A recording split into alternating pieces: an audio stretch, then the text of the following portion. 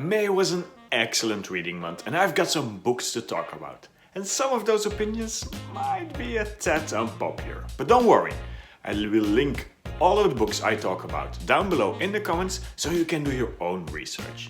There's 5 books I want to talk about today with you, and I will do them in no particular order, although I might just save the best for last. So let's dive straight in with the first book I did, and it was the only audiobook I did this month, and it's A Good Girl's Guide to Murder. Now, if you don't know, A Good Girl's Guide to Murder is about Pippa. Pippa is a young teenage girl in her last year of high school, and she has to do this graduation project, a capstone project it's called, and she decides to do this cold case investigation about a murder case that happened 5 years ago.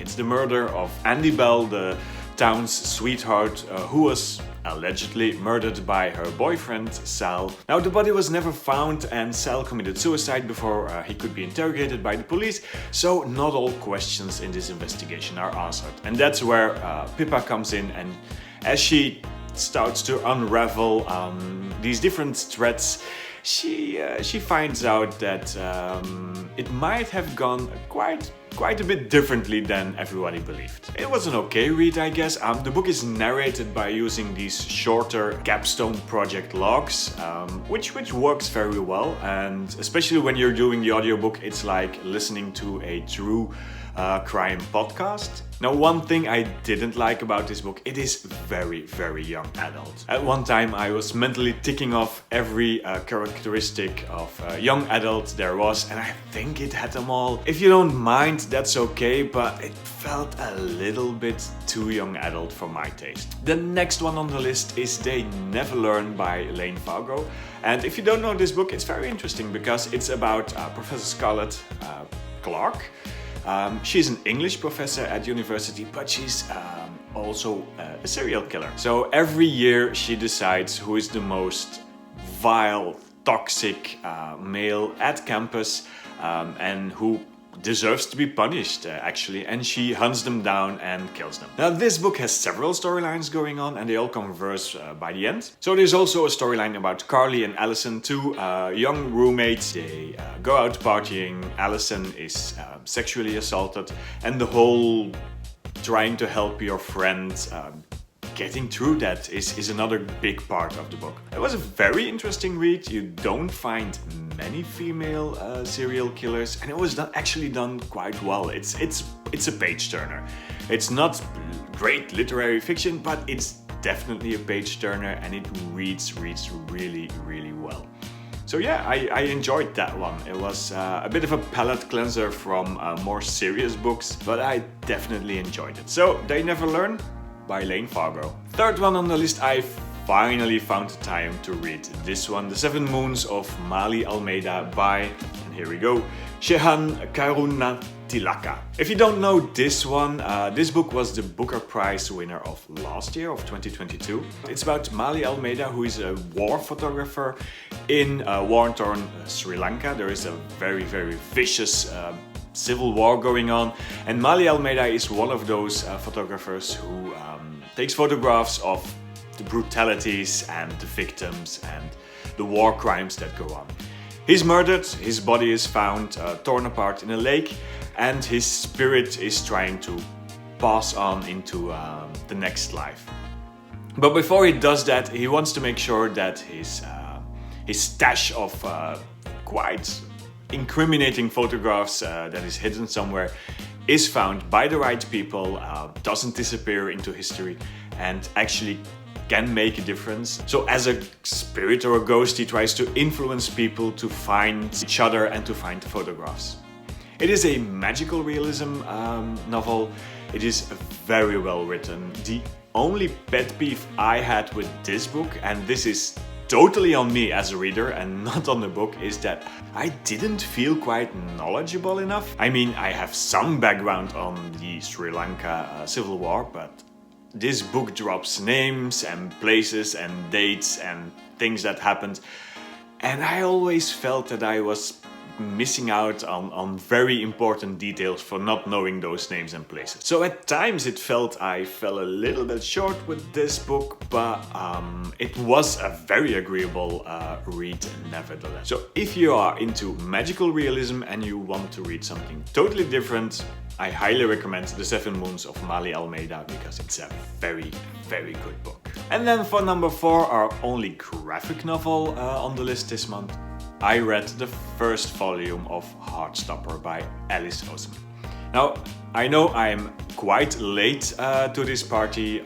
Heartstopper has many volumes by now. It is enormously popular. A lot of people like it. And here comes the unpopular opinion. So here's the thing.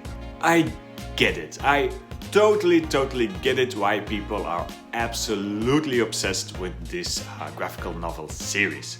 It is very cute, it is very wholesome, you have to love the characters. I mean, it is a gem really, but story-wise, I wasn't convinced. And actually, the book itself summarizes its story very short in boy meets boy, boys become friends, boys fall in love. And that's it basically. It's very meek in my opinion, even when there is bullying or when there is discrimination or when there is an abusive relationship, it's still okay. I mean, it's still very gentle and it felt a bit too sugary sweet for my taste. Again, I totally get it. I can see why people like this series, but I don't think I will read much further than volume 1.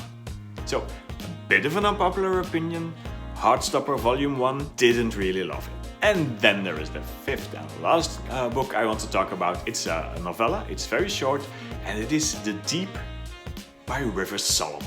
This book is one of those books that kicks you in the gut, leaves you in a gutter, and abandons you to cry. It is that good and that heart-wrenching.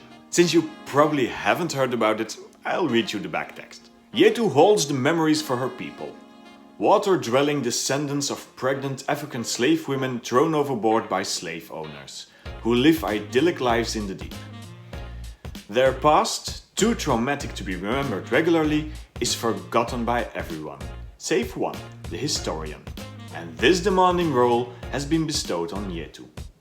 Yetu remembers for everyone, and the memories, painful and wonderful, traumatic and terrible and miraculous, are destroying her. So The Deep is this story about some sort of merfolk people, mermaid and mermen, dwelling deep in the ocean.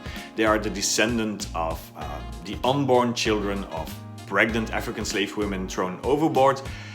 And because of their traumatic past, they decided to put all of their memories onto one person, the historian, and she or he remember for everyone. And once a year, they all come together, they share the stories again, they share the memories again before once more forgetting it all and putting it all onto the historian again. Now, this role as a historian and these memories are so traumatic and such a burden to carry for Yetu, the main character, that she decides to flee. So Yetu has to decide between her culture and her people on the one side and herself and self-care on the other side. And it is a devastating choice. I mean, how do you abandon everything you know and everyone you know, knowing that you will leave behind such a traumatic burden on them that it will probably destroy them? But on the other side, how do you stay knowing that it will destroy you? So Yetu flees, struggles with herself, and I won't spoil much more of the story, but it is a very heartfelt story. It is gut-wrenching and it will leave you wrecked. It is one of those books that will continue to live rent-free in your head for a few days, few weeks perhaps, and your thoughts will go back asking yourself, what would I do if I were in her position? So if you're up for a heavy read, and do read the trigger warnings, if you're up for something totally different, again, it is magical realism. The Deep by River Solomon is absolute must read. I highly recommend this book. Just make sure that you know what you're up to before you start. So it's been a good month, read a few more things, but I won't mention them here because most of them were arcs and comics. But yeah, and now I want to hear from you. What did you read last month that I absolutely should know about? Your 5-star read, your preferred book you read in the last month. Let me know down below in the comments and we'll talk some more books. That was it for me for this week. Thank you for watching. It was a lot of magical realism. And if you want to know more about it, you can always check here.